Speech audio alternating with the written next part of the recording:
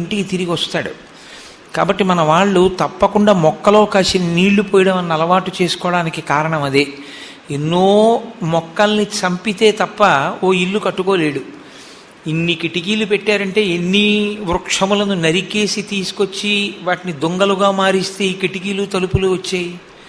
కానీ మళ్ళీ అందుకే తత్పాప పరిహారార్థం ఓ మొక్కని పెంచి నీళ్లు పోస్తారు. ఆ మొక్కకి ప్రతిస్పందన ఉంటుంది. మీరు సైన్స్లో చదివి ఉంటారు, జగదీష్ చంద్రబోస్ చేసినటువంటి ప్రయోగం. ఒక మొక్కని అక్కడ ఉంచి ఒక అమాయకపు ప్రాణిని తీసుకొచ్చి మీరు వేధిస్తే, ఓ ఎలకని తీసుకొచ్చి ఎలకని హింస పెడితే మొక్క ఎదురుగుండా మొక్క లోపల ఎంతో భయప్రకంపనలను పొందుతుంది. అవి రికార్డ్ చేయడం కూడా జరిగింది చాలా చోట్ల. కాబట్టి చైతన్యం అనేటటువంటిది అంతటా ఉంటుంది. ప్రతిస్పందన అంటారు. మీకు కనపడకపోవచ్చు, ఒక చెట్టుని ముట్టుకున్నా చెట్టుని కొట్టినా దానిలో ప్రతిస్పందన ఉంటుంది. ఒక మనిషిని వెళ్ళి నిష్కారణంగా కొట్టారనుకోండి, ప్రతిస్పందన ఉంటుంది. మీరు అలా కూర్చుని ఉండగా మీ ముందు వాళ్ళని ఇలా అన్నారనుకోండి, అతను వెనక్కి తిరుగుతాడు. వెనక్కి తిరిగి ఏమిటంటాడు, దాన్ని ప్రతిస్పందన అంటారు. ఈ ప్రతిస్పందించగలిగినటువంటి శక్తి జడత్వమునకు విరోధి. జడత్వము అన్న మాటకు అర్థం ఏమిటంటే చైతన్యము ఉండి కూడా ప్రతిస్పందన లేనటువంటి బ్రతుకు. ఇలా అంటే పలుకుతాడు, కానీ ఒక మాట అంటే ప్రతిస్పందన ఉండదు. ఓ చదువుకుంటే ప్రతిస్పందన ఉండదు. ఒక విషయాన్ని తెలుసుకుంటే ప్రతిస్పందన ఉండదు. ఈ ప్రతిస్పందన లేనటువంటి లక్షణంలోంచి ఏమవుతుందంటే జడత్వం అనేటటువంటిది ఆవహిస్తుంది. అసలు లోకంలో ఒక వ్యక్తి వృద్ధిలోకి వచ్చినా, ఒక వ్యక్తి పాడైపోయినా కారణమేమి అని అడిగింది శాస్త్రం. జడత్వమే కారణము. అందుకే స్వామి హనుమని పూజ చేసినప్పుడు ఒక మాట చెప్తారు, బుద్ధిర్బలం యశో ధైర్యం నిర్భయత్వం రోగత అజాడ్యం. ఎవరు హనుమని పూజ చేస్తారో వారికి అజాడ్యం అంటే జాడ్యము ఉండదు. జాడ్యము అంటే జడత్వము, ప్రతిస్పందన లేని స్థితి. మీరు ఒక్కటే ఆలోచించండి, స్వామి హనుమ యందు ఆ శక్తి ఎలా వచ్చింది? కేవలం ఒక కథగా వినడాన్ని పక్కన పెట్టండి. సాధారణంగా మీ అందరూ పాఠం నేర్చుకోవాలి అంటే ఏదో 10 గంటలకు రండి చెప్తారు. ఓ టైం టేబుల్ ఇస్తారు, 10 నుంచి 11 ఈ సబ్జెక్ట్ చెప్తామని. ఆ పుస్తకాలు పట్టుకుని వెళ్ళి అత్యంత సౌకర్యంగా కుర్చీలో కూర్చుంటే పైన ఫ్యాన్ తిరుగుతుంటే మీకు కనపడేటట్టుగా ఒక స్టేజ్ మీద కూర్చుని మాస్టారు పాఠం చెప్తుంటే మీరు ఆ పాఠం వింటూ ఉంటారు. ఆ పాఠం వింటున్నప్పుడు కూడా గంట సేపు గురువుగారు చెప్పినటువంటి పాఠంలో ఎంతసేపు వచ్చినటువంటి పాఠాన్ని మన మనసు గ్రహించగలిగిందన్న విషయంలో నిర్ధారణ కష్టం. కానీ హనుమ అలా నేర్చుకోలేదు పాఠాన్ని. ఆయన నేర్చుకున్నది సూర్యోదయానికి బయలుదేరుతారు గురువుగారు, సూర్యనారాయణుడు. ఆయన కూర్చుని పాఠం చెప్పను అని చెప్పారు. ఎందుకంటే కూర్చుని పాఠం చెప్తే లోకానికి ఇబ్బంది. ఆయన అదే వేగంలో వెళ్ళిపోతారు. ఆ వెళ్ళిపోవడం కూడా ఏదో ఇక్కడి నుంచి పోనీ ఏ విజయవాడో వెళ్ళడం కాదు, ఈ బ్రహ్మాండాలన్నింటినీ చుట్టి వస్తాడు. అంత వేగంతో వెడుతున్నవాడు చెప్పినటువంటి మాట వినడం కష్టం. పైగా ఎప్పుడూ ఒకలా ఉండేవాడు కాడు. ఉదయం బయలుదేరినప్పుడు దగ్గరగా నిలబడి వినొచ్చు, మధ్యాహ్నం ఆయనకి దగ్గరగా వెళ్ళి వినడం సాధ్యం కాదు, మార్తాండుడై ఉంటాడు. సాయంకాలం ఆయన దగ్గరికి వెళ్ళడం, ఆయన తేజస్సుని భరించడం కష్టం, అరుణకాంతులు. అటువంటి సూర్యనారాయణమూర్తి ప్రాతకాలమునందు బయలుదేరి సాయంకాలం వరకు వెళ్ళినటువంటి ఆ గమనంలో సూర్యుణ్ణి అనుగమించి వెడుతూ పాఠం నేర్చుకున్నారు. సాధారణంగా సభ యందు ఏం చేస్తారంటే వక్తకి ఎదురుగుండా కూర్చుంటారు. ఎందుకని అంటే వక్తకి ఎదురుగుండా కూర్చుంటే ఆయన ముఖం కనపడుతుంటే చెప్తున్న మాటని పట్టుకోవడం తేలికవుతుంది. అది ఒక విద్య. అలా ముఖాన్ని చూస్తూ వినడం వల్ల ఎక్కువ విషయాన్ని పసిగడుతుంది, మనసుకు ఆ శక్తి ఉంటుంది. కానీ అలా కూర్చుని వినడానికి అవకాశం లేదు. అలాగని గురువుగారి పక్కన నిలబడి గురువుగారితో పాటు పరిగెడుతూ వినడం అనేటటువంటిది కుదరదు. ఎందుకంటే 2 చెవులతో వినడానికి కుదరదు అప్పుడు. కాబట్టి గురువుగారికి పృష్ఠభాగం చూపించకూడదు. గురువుగారికి ముందు నిలబడి వెనక్కి సమానంగా సూర్యుడితో పరిగెడుతూ ఆయన తేజస్సు తట్టుకుంటూ ఒక్క విషయాన్ని విడిచిపెట్టకుండా 4 వేదములు 9 వ్యాకరణములు నేర్చుకున్నాడు ఆయన. ఇది హనుమ యొక్క వైభవం. అలా వినగలగాలి, అలా నేర్చుకోవాలి అంటే ఆయనకి ఎంత శ్రద్ధ భక్తి ఉండి ఉంటాయో మీరు ఆలోచించండి. ఆయన కూడా ఒక మాట అనొచ్చు, అందరిలా నేర్చుకుంటాను కానీ ఇలా పాఠం చెప్తే నేను ఎక్కడ నేర్చుకుంటానండి అని. లోకంలో ఎన్నో అవతారములు ఉన్నాయి.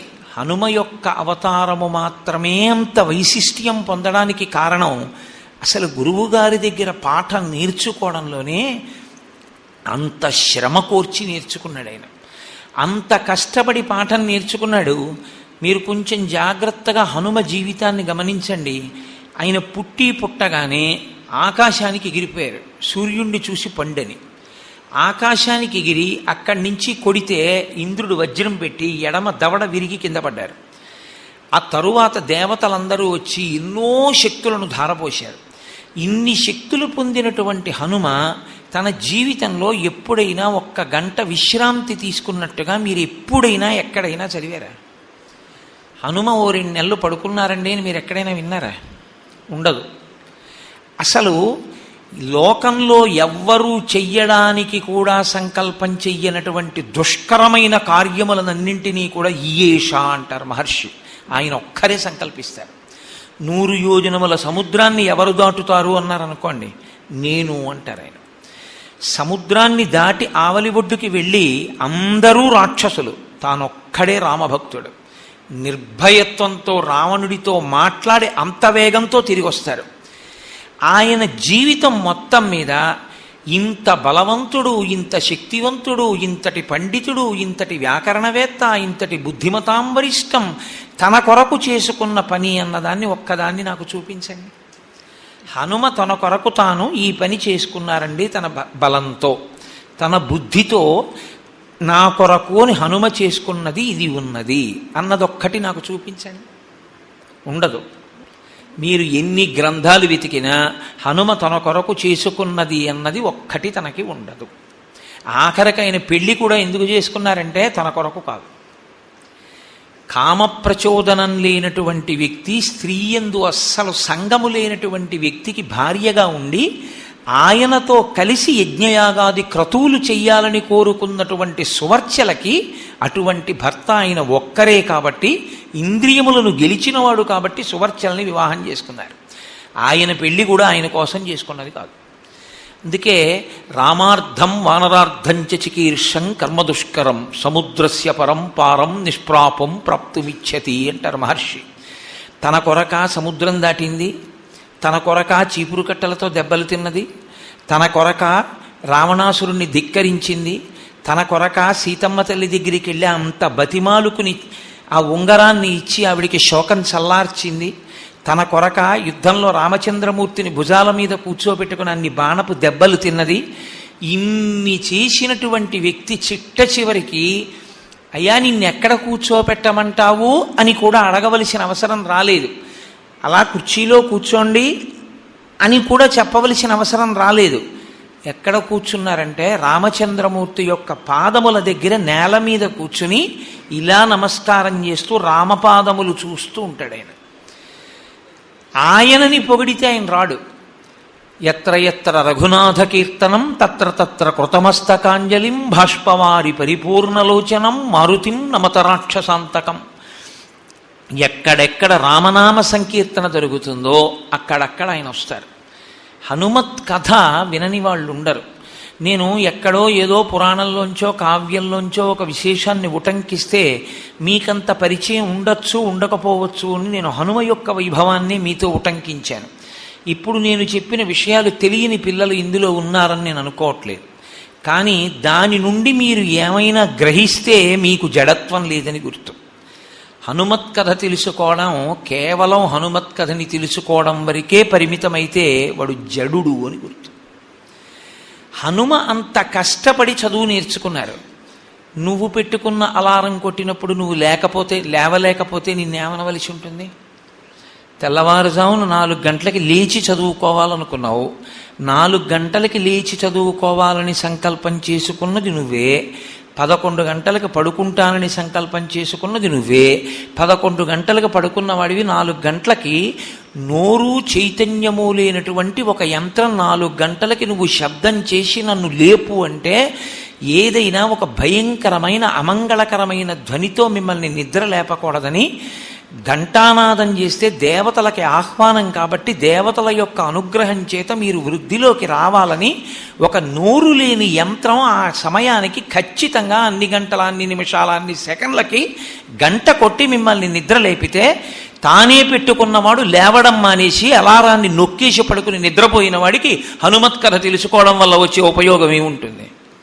వాడు జడుడు.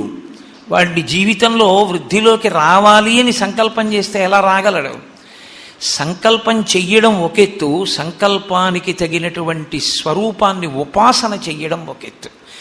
నువ్వు ఏమవుదాం అనుకుంటున్నావో దానికి తగినటువంటి స్వరూపాన్ని నీకు ఆదర్శంగా నువ్వు ఉంచుకోవాలి. అందుకే జీవితంలో అలసట లేకుండా బాగా వృద్ధిలోకి రావాలనుకున్న వాళ్ళందరూ చెయ్యవలసింది ఏది అంటే స్వామి హనుమ యొక్క మూర్తిని పెట్టుకుని ఉపాసన చెయ్యాలి. ఆయనకి నమస్కారం చేస్తూ ఉండాలి. స్వామి నువ్వు ఎంత అలసట అన్న 4 అక్షరాలు దగ్గరికి రాకుండా అంత గొప్పగా ప్రవర్తించగలిగావో మేము కూడా అలసట అన్న మాటని పక్కన పెట్టి సంకల్పం చేసిన కార్యక్రమము పూర్తయ్యేంత వరకు అకుంఠిత దీక్షతో నిలబడగలిగినటువంటి ప్రజ్ఞాపాఠవాల్ని మాకి అని అత్యంత ఉత్సాహంతో నిలబడగలిగినటువంటి స్థితిని మీకు మీరు కల్పించుకోవాలి. ఒక మనిషి జీవితంలో దేనివల్ల వృద్ధిలోకి వస్తాడు? సంకల్పము తానుగా మారుట అని ఒకటి ఉంటుంది. ఉదాహరణకి ఇనప ముక్క ఉంటుంది, అయస్కాంతం ఉంటుంది. ఇనప ముక్క కూడా అయస్కాంతం అయిపోతుంది. ఎప్పుడైపోతుంది? అయస్కాంతానికి వేసి ఇనప ముక్కని బాగా రుద్దారనుకోండి, కొంతసేపటికి ఇనప ముక్క అయస్కాంతమై తాను కూడా ఇంకొక సూదిని ఆకర్షిస్తుంది. కానీ నేను అయస్కాంతం అవుదాము అని ఒక ఇనప ముక్క అనుకుంది. తనని అయస్కాంతం చేయడానికి ఇంకొక అయస్కాంతం పక్కనుంది. రుద్దుకోవడం ఒక్కడానికి మాత్రం ఇనుము సిద్ధపడలేదు. అయస్కాంతం కాగలదా? కాలేదు. సంకల్పము చెయ్యడము ఎంత గొప్పదో సంకల్పము తానుగా మారుట అంత గొప్పది. అందుకే మనకి శాస్త్రంలో ఎప్పుడూ ఏం చెప్తారంటే, నేను ఈ పుస్తకాన్ని చదివాను అని అనవద్దు, నేను ఆ గ్రంథముగా మారాను అని చెప్పమంటారు. అందుకే ఆయన నడిచే రామాయణం అండి అంటారు. ఎందుకంటే ఆయన ఎప్పుడు ఏది చేస్తున్నా శ్రీరామాయణంలో చెప్పబడినటువంటి విషయాన్ని ఆదర్శంగా తీసుకుని దాన్ని ఆచరణలోకి తీసుకొస్తాడు. కొందరు మహానుభావులు ఉన్నారు, గుండెపోటు వచ్చి వాళ్ళని ఆసుపత్రికి తీసుకెళ్ళిపోతుంటే వాళ్ళని చూడడం కోసం ఏదో ఊరు నుంచి వచ్చారు. వస్తే ఒక్కసారి ఆగి కొడుకు రెక్కల కింద చెయ్యేసి కారు ఎక్కించేస్తుంటే ఆగి, అయ్యా ఎక్కడి నుంచి వచ్చారు అంటే, అయ్యా మేము రాజమండ్రి నుంచి వచ్చామండి. నన్ను చూడ్డానికి వచ్చారా?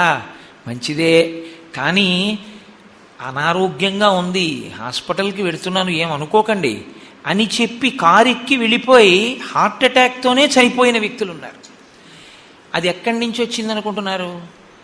ఆ కారులో కూర్చున్న తర్వాత కొడుకు అడిగాడు, నాన్నగారండి హార్ట్ అటాక్ వచ్చింది, మీకు ఒంట్లో బాగుండకపోయినా కూడా ఇన్నాళ్ళు వచ్చిన వాళ్ళని పలకరించారు, హార్ట్ అటాక్ వచ్చి హాస్పిటల్కి తీసుకెళ్తున్నప్పుడు కూడా వచ్చిన వాళ్ళని పలకరించి కారెక్కలా అని అడిగితే ఆయన అన్నారు, పూర్వభాషీచ రాఘవ, రామాయణం ఊరూర తిరిగి చెప్పానురా, కనపడ్డ వాళ్ళని ముందు పలకరిస్తాడు రామచంద్రమూర్తి. రామాయణం ఇంతమందికి చెప్పిన నేను నా ఎదురుగుండా వచ్చిన వాణ్ణి, తెలుసున్నవాణ్ణి, పాపం నా కోసమని అంత ప్రయత్నపూర్వకంగా శ్రమపడి ఇంటికి వస్తే పలకరించకుండా ఎలా వెళ్ళిపోనరా, అందుకు పలకరించానన్నారు. శ్రీభాష్యం అప్పలాచార్య స్వామి వారని మహానుభావుడు రామాయణ ప్రవచనం చేసి ప్రబోధం చేసి ఆయనే నడిచే రామాయణంగా మారారు. తాను చెప్పడం వేరు, తాను ఆ వస్తువుగా మారడం వేరు. చెప్పడం అందరూ చెప్తారు, పరోపదేశ వేళాయాం సర్వే వ్యాసపరాశరాహ. ఇంకోడికి చెప్పమంటే ప్రతివాడు వ్యాసుడు, ప్రతివాడు పరాశరుడే. కానీ నువ్వు చెప్పిన దాంట్లో నువ్వెంత ఆచరిస్తావన్న దాన్ని బట్టే నువ్వు ఆ ఆదర్శంగా తీసుకున్న వస్తువుగా మారడం అనేటటువంటిది సిద్ధిస్తుంది. నేను ఇది చదువుతాను, నేను ఇది అవుతాను అని సంకల్పం చెయ్యడం ఒకెత్తు, పేరు పక్కన వచ్చేటటువంటి 4 అక్షరాలకి తగినటువంటి రీతిగా తాను అలా పిలిపించుకోవడానికి పరిపూర్ణమైనటువంటి అర్హత పొందినటువంటి వ్యక్తిగా తయారు కావడానికి బయట చదువు ఎంత ముఖ్యమో ఇన్నర్ పర్సనాలిటీ అంటారు, లోపల వ్యక్తిత్వాన్ని తీర్చిదిద్దుకోవడం అంత అవసరం. మీకు మీ లెక్చరర్సు మీ ప్రొఫెసర్సు పాఠాన్ని చెప్తారేమో, పుస్తకాల్లో ఉన్న విషయాన్ని మీకు బోధ చేస్తారేమో, మీ ఇన్నర్ పర్సనాలిటీని మాత్రం వాళ్ళు తీర్చిదిద్దలేరు. ఒక వయస్సు దాటిపోయిన తరువాత మీ ఇన్నర్ పర్సనాలిటీని తీర్చిదిద్దుకోవడానికి దానికి కర్తవ్య దీక్ష వహించవలసినటువంటి విషయము మీ చేతులలోనే ఉంటుంది. దానికి కొన్ని సాధనములు ఉంటాయి. ఒక గోడ కట్టాలి అనుకున్న వ్యక్తి నా దగ్గర ఇటుకలు ఉన్నాయంటే గోడ తయారవదు, ఒక్క సిమెంట్ ఉంది అంటే గోడ తయారవదు. ఇటుకలు ఉండాలి, సిమెంటు ఉండాలి, ఇసుక ఉండాలి, నీళ్లు ఉండాలి, కట్టేటటువంటి తాపి మేస్త్రి ఉండాలి. అన్నీ ఉంటేనే గోడ వస్తుంది. అలాగే కేవలం నేను బీటెక్ అనిపించుకోవడం వల్ల అతను ఇంజనీర్ అని నేను అనుకోను. ఒక వ్యక్తి ఎంబీబీఎస్ అయితే అతను డాక్టరు అని నేను అనుకోను. ఎందుచేత అంటే ఒక డాక్టర్ అనిపించుకోవడానికి ఒక ఇన్నర్ పర్సనాలిటీ ఉండాలి. ఒక ఇంజనీర్ అనిపించుకోవడానికి కొన్ని పర్సనల్ ట్రీట్స్ ఉండాలి. ఏ వృత్తిలో మీరు ఉండనివ్వండి, ప్రత్యేకించి వృత్తి విద్యలు చదువుకునేటటువంటి విద్యార్థులు, ఇంజనీరింగ్ చదువుకునే వాళ్ళు, మెడిసిన్ చదువుకునే వాళ్ళకి ప్రత్యేకించి ఉండి తీరవలసినటువంటి లక్షణములు కొన్ని ఉంటాయి. నేను అందుకే మీతో జడము అన్న మాటతో ప్రారంభం చేశాను. తెలియకపోవడం తప్పు కాదు, కానీ విషయం తెలుసుకునే అవకాశం వచ్చినప్పుడు దానికి ప్రతిస్పందించి ఆచరించడానికి సిద్ధపడకపోవడం మాత్రం నేరమే, ఖచ్చితంగా దోషమే. ఎందుచేత అంటే ఇవాళ నేను సమాజంలో బాగా గమనిస్తున్నటువంటి విషయం, నేను సమాజంలో ఒక సామాన్యమైనటువంటి పౌరుణ్ణి. నేను ఎంతోమందితో ప్రతిస్పందిస్తూ ఉంటాను, ఇంటరాక్ట్ అవుతూ ఉంటాను. కాబట్టి నాకు తెలుసు విషయాలు. మీరు చూడండి, రైల్లో మీరు హఠాత్తుగా ఎక్కుదామంటే తత్కాల్, మీరు ఒక దేవాలయానికి వెళ్ళి దర్శనం చేసుకుందామంటే శీఘ్ర దర్శనం. ఎక్కడికైనా ఇవాళ రేపు ఆశ్చర్యకరమైనటువంటి విషయం ఏమిటంటే, హాస్పిటల్స్కి వెడితే నిర్మోహమాటంగా డాక్టర్లు కొంతమంది స్పీడ్ కన్సల్టేషన్ 200 రూపాయలు. What does that mean? ఒక డాక్టర్ అనేటటువంటి వాడు ఆయన దృష్టిలో గోరు చుట్టొచ్చిన వాడైనా ఎవరైనా తన ముందు ఉన్నాడు అంటే ఒక వరుస క్రమంలో టోకెన్ ఇచ్చాడంటే అందరినీ చూడవలసి ఉంటుంది. వైద్యుడు నిర్ణయించాలి ఎవరిని స్పీడ్గా చూడాలి అన్నది. డబ్బున్న పేషెంట్ నిర్ణయించుకుంటే డబ్బుచ్చుకుని స్పీడ్ కన్సల్టేషన్కి అలౌ చేసే డాక్టర్ లోకంలో డాక్టరా? ఇన్నర్ పర్సనాలిటీ చచ్చిపోయి కీర్తిని తాకట్టు పెట్టి డబ్బు కమ్ముకున్నవాడు వాడు డాక్టర్ అవాడు. వాడు స్పీడ్ కన్సల్టేషన్ ఏంటండి? అసలు ఆ బోర్డు బయట పెట్టుకున్నందుకు సిగ్గుతో చచ్చిపోదు. తనకి ఒక నైపుణ్యం ఉంది కాబట్టి ఒక orthopaedician doctor speed consultation board పెడితే అంతకన్నా అన్యాయమైన విషయం ఇంకోటి ఉందా? అందరూ కాళ్ళు విరిగిపోయిన వాళ్ళే, అందరూ చేతులు విరిగిపోయిన వాళ్ళే. ఒక ఆర్థోపెడిషియన్ దగ్గరికి వచ్చారు అంటే అలా వెడుతుండగా ఎక్కడో ప్రమాదం జరిగి కాలో చెయ్యో విరిగిపోయిన వాడు వస్తాడు. అందులో 100 రూపాయలే ఇచ్చి చూపించుకోగలిగిన వాళ్ళు 10 మంది ఉంటే 200 రూపాయలు స్పీడ్ కన్సల్టేషన్కి కట్టగలిగినటువంటి వాడికి వేలు మీద గోరు కొంచెం విరిగితే 200 కట్టాడని ముందు చూస్తావా? ఎముక విరిగిపోయి బయట బాధపడుతూ కూర్చున్నవాడు 100 రూపాయలు ఇచ్చాడని గంట తర్వాత చూస్తావా? కాల్సనా నీ చదువు దేనికది? ఆ డాక్టరు హనుమని ఉపాసన చేసి నేర్చుకోవాలి. ఇది కాదు నా బ్రతుకు, ఇలా కాదు నేను జీవించవలసింది, ఇది తప్పు. నేను నిర్ణయించాలి ఎవరిని స్పీడ్గా అటెండ్ అవ్వాలి అన్నది. ఆయన నెత్తురోడిపోతున్నాడండి, 5 చోట్ల ఎముకలు విరిగిపోయాయి అంటే 200 ఇచ్చిన వాళ్ళు 5 ఉన్నారు, వాళ్ళు అయ్యాక నేను చూస్తానండం కాదు. తాను గబగబా బయటికి వచ్చి అక్కడే బల్ల మీద పడుకోపెట్టి చూసిన వాడెవరో ఆయన ఆర్థోపెడిషియన్, ఆయన డాక్టర్. స్పీడ్ కన్సల్టేషన్ బోర్డు పెట్టుకున్నవాడు ఆర్థోపెడిషియన్ని, నిజంగా ఆర్తితో బయటికి వచ్చి చూసినవాడు ఆర్థోపెడిషియన్ని. ఒక డాక్టర్ కూడా శాశ్వతంగా ఉండడు, డాక్టర్ కూడా కాలగర్భంలో కలిసిపోవలసింది. కానీ ఎంత కీర్తిని మీరు సంపాదించారు, ఎంత గౌరవంగా మీరు బ్రతకగలిగారు, మీరు ఏ సిద్ధాంతానికి కట్టుబడగలిగారన్నది మీకు గౌరవాన్ని తీసుకొస్తుంది, మిమ్మల్ని కన్నవాళ్ళకి కీర్తి తీసుకొస్తుంది, సమాజం అంతా ఎంతో సంతోషంగా మిమ్మల్ని గౌరవిస్తుంది. నేను ఉన్న ఊళ్ళో కాకినాడలో డాక్టర్ ఐవి రావు గారిని ఉన్నారు, director of medicine government of Andhra Pradesh చేశారు. వారు రిటైర్ అయిపోయినప్పుడు, పదవీ విరమణ చేసినప్పుడు ఎన్నో కార్పొరేట్ హాస్పిటల్స్ ఆయనను ఆహ్వానించాయి. అయ్యా మీకు ₹1,00,000 ఇస్తాం, కొన్ని గంటలు వచ్చి కూర్చోండి చాలు మీరు మా హాస్పిటల్లోని. అపర ఈశ్వరుడు ఆయన. ఇలా నాడి పట్టుకుంటే చెప్పగలరు. టెస్ట్ కూడా చేయకముందే వచ్చిన వ్యక్తికి ఎక్కడ ఏ అనారోగ్యం ఉందో చెప్పగలిగినటువంటి దిట్ట. ఆంధ్రదేశంలో నేను స్వయంగా అటువంటి అనుభవాన్ని పొందాను. నేను ఒకప్పుడు హైదరాబాద్లో ఒక డాక్టర్ గారి దగ్గరికి వెళ్ళినప్పుడు నా భార్య గురించి ఆయన అడిగారు నన్ను, మీరు ఎవరికి చూపిస్తారని అడిగారు. కాకినాడలో ఐవి రావు గారు చూస్తుంటారండి అన్నాను. వెంటనే కూర్చున్న డాక్టర్ గారు లేచి నిలబడి నమస్కారం చేశాడు. చేసి అన్నారు, ఐవి రావు గారా, ఆయన దైవాంశ సంభూతుడండి, ఆయన ఈశ్వరుడు. ఆయనకి చూపించిన తర్వాత ఇక మాకెందుకు చూపించారు అసలు, ఆయన చెప్పిన తర్వాత ఇంకొకరికి చెప్పక్కర్లేదన్నారు. కార్పొరేట్ హాస్పిటల్స్ లక్షలు ఇస్తామంటే అక్కర్లేదని మా తండ్రి గారు డాక్టర్గా ఉన్న రోజుల్లో ప్రసూతి వైద్యాని కోసం అని చెప్పి వచ్చినటువంటి వాళ్ళు తగినంత ధనం లేకపోతే అన్నం వండి పథ్యం పెట్టి వాళ్ళకి బిడ్డ పుట్టిన తర్వాత మా నాన్నగారి కారులో వాళ్ళని ఇంటికి పంపించేవారు. అటువంటి నాన్నగారి కడుపున పుట్టానని మీరు నమ్ముతారా? ఎప్పుడైనా కాకినాడ వచ్చి చూడండి, మీకు ఆదర్శంగా ఉండడానికి నేను చెప్తున్నాను. ఆయన ఇవాళ ఉదయం వేళ ఒక 2 గంటల సేపు కూర్చుని ప్రాక్టీస్ చేస్తారు. ఆ 2 గంటల సేపు ఆయన అపాయింట్మెంట్ పొందిన వాళ్ళని చూడ్డానికి ఆయన ఎంచుకున్న ప్రదేశం ఏదో తెలుసా అండి? వాళ్ళ నాన్నగారు కూర్చున్నటువంటి ఒక కొయ్య కుర్చీ, అందులో ఒక తలగడ దిండు కూడా ఉండదు. ఇప్పుడు నాకు వేసినటువంటి ఆసనం లాంటి ఆసనం కాదు. ఆయన కోరుకుంటే ₹1,00,000 ఆసనం తీసుకొచ్చి ఆయనకి వేస్తారు. నా తండ్రి గారు నన్ను ఎంతో కష్టపడి కని పెంచి పెద్ద చేసి నువ్వు సమాజానికి పనికొచ్చే డాక్టర్ కావాలని అభిలషించారు.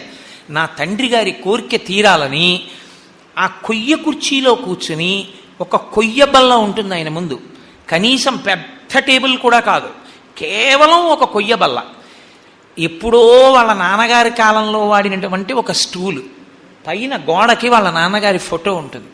అక్కడ కూర్చుని ఆనాడు వాళ్ళ నాన్నగారి ఎక్స్రే చూడాలంటే లేచి వెళ్ళి గోడ దగ్గర వెలుతురులో చూసేవారు. ఇప్పటికీ ఐవి రావు గారు అలాగే కూర్చుని అక్కడే 2 గంటలు వైద్యం చేసి డబ్బున్న వాళ్ళకి డబ్బు లేని వాళ్ళకి అదే అంటారు. ఇప్పటికీ ఆయన ₹1,000 కన్సల్టేషన్ ఫీజు పెట్టినా 6 నెలల అపాయింట్మెంట్ దొరకదు. కానీ ఎప్పుడూ ఆ ₹100. ఎందుకని అంటే అది కూడా ఒక నియంత్రణ కోసం, ఒక శ్రద్ధ కోసం. లేకపోతే ఐవి రావు గారికి చూపించుకున్నామని అయినవాడు కానివాడు కూడా బయలుదేరుతాడే.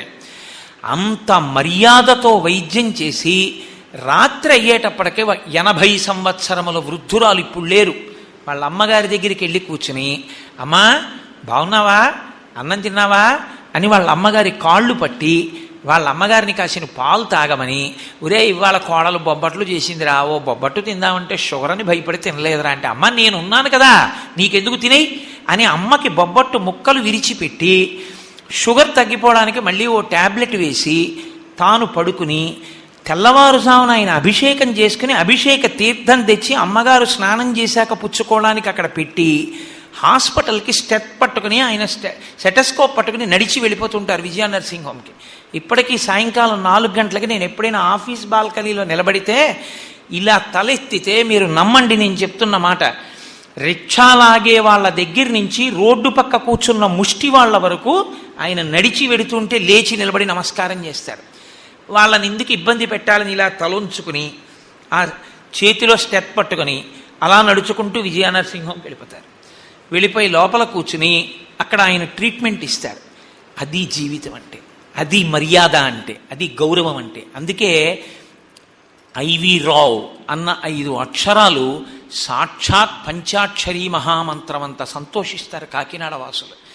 తనని తండ్రి కన్న ఊర్లో జననీ జన్మభూమిశ్చా స్వర్గాదపి గరీయసి, నన్ను కన్న ఊరు, నేను పెరిగిన ఊరు కాబట్టి నేను నా ఊరిని సేవిస్తాను నాకున్నటువంటి నైపుణ్యంతోనని మహానుభావుడంత కష్టపడి అక్కడ వైద్యం చేస్తున్నారు. అబ్దుల్ కలాం గారు, ఆయన కర్మ కాలిపోయిందా, మాజీ రాష్ట్రపతి, ప్రపంచ ప్రఖ్యాత విద్వాంసుడు, ఇవాళ ప్రపంచంలో ఆయన ఏ యూనివర్సిటీకి వెళ్ళి మాట్లాడుతున్నా కొన్ని వేల మంది విద్యార్థులు కాదు, ప్రొఫెసర్స్ కూడా చెవులు ఒగ్గి వింటారు. అటువంటి వాళ్ళు పిల్లలకి చెప్పాలి, పిల్లలు వృద్ధిలోకి రావాలి, వాళ్ళందరూ సమున్నతమైన స్థితిని పొందాలని ఆ వయస్సులో విశ్రాంతి తీసుకోకుండా పిల్లలతో ఇంటరాక్ట్ అవ్వడం నాకెంత ఇష్టమో, భావి భారతం అంతా వాళ్ళ చేతుల్లోనే ఉంది. నా మాట నమ్మండి, మిగిలినటువంటి పనికిమాలిన రాజకీయ నాయకుల యొక్క ప్రసంగాలని అద్భుతంగా మొదటి పేజీల్లో వేసే పేపర్లకు విసిరవతల పారేయండి. Throw them out of your window. సరి అయినటువంటి పేపర్లు చదవండి. ఎప్పుడైనా అబ్దుల్ కలాం గారు చేసినటువంటి ప్రసంగ పాఠాన్ని, పూర్తి పాఠాన్ని చదవడం నేర్చుకోండి. ఒక్కొక్క మాట మాట్లాడితే ఎంత గొప్ప మాట మాట్లాడతారో. మొన్ననొక చోట ఒక యూనివర్సిటీలో మాట్లాడుతూ ఆయన ఒక మాట అన్నారు, ఈ దేశం వృద్ధిలోకి రావాలి అంటే ఒక్కటే ఒక్క ఆస్కారం ఉంది. చిన్న చిన్న దేశాలు, ప్రపంచ పటంలో సూది పెట్టి చూపించవలసినటువంటి దేశాలు ఇవాళ ప్రపంచ పటాన్ని శాసిస్తున్నాయి అంటే ఆయిల్ రిసోర్సెస్ మీద వాటికి ఉన్నటువంటి కమాండ్. మనం కూడా ఉన్న ఆయిల్ రిసోర్సెస్ని వాడుకోవడం ఎంత జాగ్రత్తగా వాడుకోవలసి ఉంటుందో, అలాగే మనం దేశంలో ఉన్నటువంటి పనికి మాలినటువంటి మొక్కలుగా మనం భావించేటటువంటి ఆకుల నుండి మనం సహజమైనటువంటి ఈ తైలాన్ని, పెట్రోలు, క్రూడ్ మొదలైనటువంటివి తయారు చేయడంలో ఇన్నోవేటివ్గా విద్యార్థులు చదవడం నేర్చుకోవాలి. పిల్లలు అటువంటి ప్రయత్నం చేసిన నాడు ఎవరో ఒక్క విద్యార్థి వల్ల ఈ దేశం యొక్క మొత్తం స్వరూపమే మారిపోతుంది. ఎవరో ఒకళ్ళు ఇన్నోవేటివ్గా ఆలోచించగలిగినటువంటి దృక్పథాన్ని పెంచుకోండి. కేవలం ఒక గాటకి కట్టినటువంటి పశువు తాడు ఎంత దూరం వస్తుందో అంత దూరం తిరిగినట్టుగా మూసపోసిన జీవితాలు జీవించకండి. ఈ దేశాన్ని దృష్టిలో పెట్టుకుని దేశ అభ్యున్నతి కొరకు మీ మేధాశక్తిని ఎంత ఉపయోగించుకోగలరో చూడండి. ఒక పక్కనేమో మహాపురుషులైన వాళ్ళు అంత గొప్పగా జీవిస్తున్నారు, ఇటువంటి మహాపురుషులు కోకొల్లలుగా ఉన్నారు లోకంలో. అంతంత గొప్పవాళ్ళు డాక్టర్ శ్రీపాద పినాకపాణి ఇప్పటికీ నాకు కబురు చేస్తుంటారు, ఒక్కసారి రావాయా కోటేశ్వరరావు, నిన్ను చూడాలనుందని. ఎటువంటి మహానుభావుడు! విశాఖపట్నం మెడికల్ కాలేజీకి ప్రిన్సిపాల్ చేసి సంగీతంలో పరమనిష్ణాతులై ఇప్పటికీ శయ్య మీద ఉండి లేవలేనటువంటి స్థితిలో కూడా సంగీతంలో అటువంటి స్థాయిలో ఇప్పటికీ ఆయన స్వరాలు వేసి పాడుకుంటూ తరించిపోతూ అంతమంది శిష్యులు వచ్చి ఆయన్ని సేవిస్తుండగా 90 సంవత్సరములు దాటిపోయిన వయసులో కూడా పనికిమాలిన వాడిగా కాకుండా కొన్ని లక్షల మందికి పనికొచ్చేవారిగా జీవితాలు గడుపుతున్న మహాపురుషులు ఉన్నారు. కానీ మన పత్రికలకి కానీ మన టీవీ ఛానల్స్కి కానీ అలాంటి వాళ్ళు అక్కర్లేదు.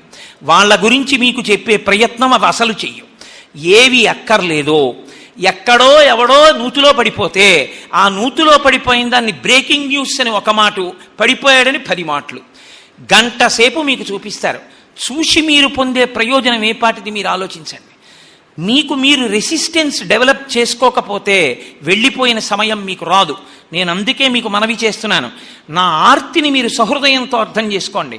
సమయమే మిమ్మల్ని లోకంలో ఏది చేసినా వృద్ధిలోకి తీసుకొస్తుంది. నా ఒంట్లో ఓపిక ఉండగా నేను ఏది చేశానో అదే నాకు తృప్తి. నా ఒంట్లో ఓపిక అయిపోయిన తర్వాత నేను ఇది చేసి ఉంటే బాగుండేదనుకుంటే ఆనాడు నాకు తృప్తి లేకపోవచ్చు. నేను రాత్రి 2 గంటలకు పడుకుని ఉండవచ్చు, తెల్లవారుజామున 4:30కి లేచి ఉండవచ్చు. నిన్న రాత్రి 2:30 గంటలే పడుకున్న కారణం చేత నాకు చాలా నీరసంగా ఉండుండవచ్చు. కానీ ఈ సభ మళ్ళీ రాదు. మళ్ళీ నేను మీతో మాట్లాడడం అనేటటువంటి అవకాశం నాకు కలగదు. 4 మంచి మాటలు చెప్పడం వల్ల మీలో ఏ ఒక్కరికైనా ప్రతిస్పందన కలిగి ఇది ఉపకార బుద్ధితో మంచి మాట అన్న భావన మీలో కలిగి మార్పుకి కారణమైతే పరమేశ్వరుడు 50 ఏళ్ళు నన్ను బతికించి నాకు ఊపిరిచ్చినందుకు ధన్యత.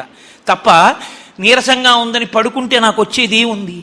కాబట్టి మీరు ఆర్తితో గ్రహించండి, నేను ఏ స్వార్థంతో మీకు నేను ఈ బోధ చేయట్లేదు. పనికి మాలిన విషయాల మీద మీ దృష్టి పెట్టకండి. ఎన్ని అక్కర్లేని కార్యక్రమాలు నేను చూస్తూ ఉంటాను. విద్యార్థుల్ని ఎంతమంది ఎన్ని పనికి మాలిన కార్యక్రమాలు చూస్తుంటారో దానివల్ల భవిష్యత్ అంతా నాశనం అయిపోతుంటుంది. ఎవరో ఒక ఆవిడ, అవతలవాడెవడో తెలియదు, ఇక్కడ ఫోన్ మోగుతుంది, అక్కడికి మాట్లాడుతుంది. మీ టీవీ వాయిస్ తగ్గించండి అంటాం. మీరెవరు, మీరేమిటి, ఏం చేస్తుంటారు, అవతలవాడు ఎవడో మనకి తెలియదు. ఇది అరగంట సేపు అక్కర్లేనిది విని 20 నిమిషాలు అడ్వర్టైజ్మెంట్లు చూసి పళ్ళు ఏం పెట్టి తోముకోవాలో, జుత్తు ఎంత పొడుగు సాగుతుందో ఏది పెట్టి రుద్దుకుంటే, ఎంతసేపు చూసినా పళ్ళు జుత్తు ఈ రెండింటి మీద ఉండే అడ్వర్టైజ్మెంట్లే. ఇన్ని అడ్వర్టైజ్మెంట్లు చూస్తే మీకు పనికొస్తుందో పనికిరాదో, కోరుకున్నదో కోరుకోనిదో తెలియనటువంటి ఒక విషయాన్ని ఒక 5 నిమిషాలు చూపించడానికి అంత ఇంపార్టెంట్ టైం ఒకసారి మీకు పోతే మీరు ఇది కావాలి అనుకున్నది మీరు అవడం ఎలా సంభవిస్తుంది? తర్వాత ఏడిచి ప్రయోజనం ఉండదు. ఎందుచేత అంటే ఇవాళ మీకు తెలియదు పిల్లలు, కానీ మీ భవిష్యత్ అనేటటువంటిది ఎంత భయంకరంగా ఉంటుందో టైం దుర్వినియోగం అయిపోతే తెలియదు. కష్టపడి చదువుకున్నది ఇంటర్మీడియట్లోనూ ఎంసెట్లోనూ ఎవడు కష్టపడి చదివాడో వాడి స్థితి వేరు. అంత గొప్పగా చదువుకున్నవాడు యూనివర్సిటీల్లో ప్లేస్మెంట్లోకి వెళ్ళిపోతాడు, మంచి మంచి కాలేజెస్కి వెళ్ళిపోతాడు. వెళ్ళిపోయి బాగా చదువుకోగానే 100% ప్లేస్మెంట్లో వాడు వెళ్ళిపోతాడు. వాడు చదువుకున్న 2 year ఇంటర్మీడియట్ కోర్సులో బాగా చదువుకున్నందుకు his future is taken care of. ఒక్కసారి ఎంసెట్లో సరిగ్గా పెర్ఫామ్ చేయనందుకు ఏదో ఒక పెద్ద ప్రఖ్యాతి లేని ఇంజనీరింగ్ కాలేజీలో చదువుకుని బయటికి వచ్చిన పిల్లలు వాళ్ళ తల్లిదండ్రులు పడుతున్న ఆర్తి నాకెంతో తెలుసు. ఎంతమంది తల్లిదండ్రులు ఇవాళ నా దగ్గరికి వచ్చి ఏడుస్తూ మాట్లాడుతుంటారో. బయటికి వచ్చేస్తారు. ఇంటర్మీడియట్లో తనతో పాటు చదువుకున్నటువంటి విద్యార్థి నిష్కారణంగా 365 రోజులు క్రికెట్ ఆడుతూనే ఉంటారు. వాళ్ళకి అది అలవాటు, వాళ్ళకి దానివల్ల కోట్లు వస్తాయి, వాడు ఆడతాడు. నువ్వు ఎప్పుడు చూడాలో అప్పుడు చూడాలి. నువ్వు అదే పనిగా చూస్తూ కూర్చుంటే రేపొద్దున్న 6 సంవత్సరములు తిరిగేసరికి నీతో పాటు చదువుకున్నటువంటి విద్యార్థి 70 లక్షల రూపాయల కారులో గొప్ప ఐశ్వర్యవంతుడి కుమార్తెని తనకి భార్యగా స్వీకరించి గొప్ప అధికారి అయి డ్రైవర్ కారు నడుపుతుంటే వెనక సీట్లో తన భార్యతో కూర్చుని సిగ్నల్ లైట్ దగ్గర ఇంకా ఇంజనీరింగ్ అయిపోయినా కూడా సెటిల్ అవ్వక ఇంకా ఎంఎస్ చదవడానికి అమెరికా వెళ్తాను నాన్నగారు మీకు ఉన్నదంతా ఖర్చు పెట్టిస్తారా అంటే తండ్రి ఏడుస్తూ తల్లి ఇంట్లో కూర్చుంటే సైకిల్ మీద సిగ్నల్ లైట్ దగ్గర వీడాగితే కారులో వాడాగుతాడు. వాడు గ్లాస్ దింపి ఎరా బాగున్నావా అని అడిగితే అప్పుడు తను పోగొట్టుకున్నది ఏమిటో తెలుసుకున్నా ఇక తాను ఈ కెనాట్ రోల్ ఇట్ బ్యాక్, ఇక తీసుకురాలేడు, అయిపోయిందంతే. కాలము ఇక వెనక్కి రాదు. ఒక్కసారి కాలాన్ని మీరు ఉపయోగించుకోవలసిన సమయంలో సక్రమంగా ఉపయోగించుకున్నారా జీవితము సార్థకత. నిద్రపోవాలనుకున్నవాడు 6 గంటలు నిద్రపోతే లేచిన 18 గంటలు ఉత్సాహంగా ఉంటాడు. పడుకుందామని వెళ్ళిన తర్వాత పడుకోవడానికి కావలసిన వాతావరణాన్ని ఏర్పాటు చేసుకోవడం మానేసి నిద్రపోవడానికి వెళ్ళిన వాడు అక్కర్లేని ఆలోచనలు పెట్టుకుని నిద్రపోకపోతే మరునాడు చెయ్యవలసిన పని కూడా చేయలేడు. ఎప్పుడు చెయ్యవలసినటువంటి పని అప్పుడు చెయ్యాలి. కర్తవ్యమకృతం కార్యం సతాం మన్యుముదీరయేత్ అంటారు వాల్మీకి మహర్షి రామాయణంలో. మహాత్ములైనటువంటి వారికి క్రోధము ఒక్క కారణం చేతనే వస్తుంది అన్నారు ఆయన. ఎందుకు వస్తుంది? చెయ్యవలసిన పని చెయ్యవలసిన సమయంలో చెయ్యని వాడిని చూస్తే వస్తుంది. చేశాడు, ఎవరికి కావాలి? చెయ్యవలసిన సమయంలో చెయ్యలేదు. ఈ కాలమంతా మీరు బాగా చదువుకోవలసినటువంటి కాలం. కానీ ఇవాళ దారుణాతి దారుణమైన స్థితి అంతా ఎక్కడుందంటే అసలు ఏ పిల్లల జీవితాలే తల్లిదండ్రుల యొక్క మనశ్శాంతికి కారకములో. ఇవాళ నాకు 40,000 రూపాయలు జీతం వస్తుండొచ్చు, నా భార్యకో 30,000 జీతం వస్తుండొచ్చు. మా ఇద్దరం కలిపి సంతోషంగా హాయిగా జీవితం గడపడానికి మాకేం లోట్లేదు. కానీ ఈ తృప్తి నాకెన్నాళ్ళు? నా కొడుకు ఇంటర్మీడియటో ఇంజనీరింగో చదువుకున్నన్నాళ్లే ఆ తృప్తి. వాడు ఇంజనీరింగ్ చదువుకోవలసిన రోజుల్లో సరిగ్గా చదువుకుని వాడు ఒక మంచి ఉద్యోగిగా సెటిల్ అవ్వకపోతే 70,000 కాదు, మేమిద్దరం కలిపి 1,00,000 రూపాయలు సంపాదించినా నాకు లోపల మనసు కొత్త ఉడికిపోతుంటుంది. అయ్యయ్యో ఇదిగొచ్చేసాడు, పిల్లాడు సెటిల్ అవ్వలేదు, ఎక్కడా ఓ ఉద్యోగం లేదు. చదువుకోవలసిన సమయంలో చదువుకోకపోవడం వల్ల బీటెక్లు చదివిన వాళ్ళు జెరాక్స్ సెంటర్లో పనిచేస్తున్నటువంటి పిల్లలు నాకు తెలుసు. హైదరాబాద్ వెళ్ళి ఏదో కంప్యూటర్స్ నేర్చుకుంటాను నాన్నగారండి అంటే మీ అబ్బాయికి ఇంకా ఏం రాలేదా, మీ అబ్బాయికి ఇంకా ఏం రాలేదా అని అడుగుతుంటే సిగ్గుతో తల వంచుకొని తండ్రి ప్రావిడెంట్ ఫండ్ లోన్ పెట్టి కొడుకుని తీసుకెళ్లి హైదరాబాద్లో పెడితే వాడు ఎందులోనూ సెటిల్ అవ్వకుండా ఇంటికి తిరిగి వచ్చేస్తే వాడి తర్వాత సంవత్సరం చదువుకున్నటువంటి బీటెక్ వాళ్ళు కూడా ప్లేస్మెంట్స్లో మల్టీనేషనల్ కంపెనీస్లోనూ కార్పొరేట్ ఆఫీసెస్కి వెళ్ళి జాయిన్ అయిపోయి ప్రాజెక్టులు వచ్చేస్తే ఒకే ఒక సంవత్సరం వాడు చేసిన దోషానికి ఆ పిల్లవాడు ఉండిపోయి వాడు ఏడుస్తూ, వాడి తల్లిదండ్రులు ఏడుస్తూ 10 మందిలోకి వచ్చి నిలబడలేక, ఏమి కర్మ మిమ్మల్ని కన్నందుకు అపకీర్తి తల్లిదండ్రులకు, సమయాన్ని సక్రమంగా వాడుకోవలసిన సమయంలో వాడుకోని వాడు ఎంత గొప్ప ప్రజ్ఞావంతుడైనా దాని వలన ఉపయోగం ఉండదు. సమయాన్ని వాడుకోవడం అనేటటువంటిది ఎంతో ప్రధానమైనటువంటి విషయం. దీనితో పాటుగా మీ జీవితంలో ఒక విషయాన్ని బాగా నేర్చుకోండి. ఇవాళ మిమ్మల్ని పాడు చేసేటటువంటి వాటిని ఆపగలిగినటువంటి శక్తి కలిగినవి నాకు కనపట్టలేదు. ఇలా పిల్లల్ని పాడు చెయ్యొద్దు అని పాడు చేస్తున్న వాళ్ళని శాసించగలిగిన యంత్రాంగం నాకు కనపట్టలేదు. ఇలా సినిమా తీయొద్దని చెప్పగలిగిన వాడు లేడు, ఇటువంటి సీరియల్ ప్రసారం చెయ్యొద్దని చెప్పేవాడు లేడు, ఇటువంటి వ్యాసం రాయొద్దని చెప్పేవాడు లేడు, ఇటువంటి పుస్తకం ముద్రణ జరగకూడదని చెప్పేవాడు లేడు. కానీ మీకు మీరే జాగ్రత్త పడాలి.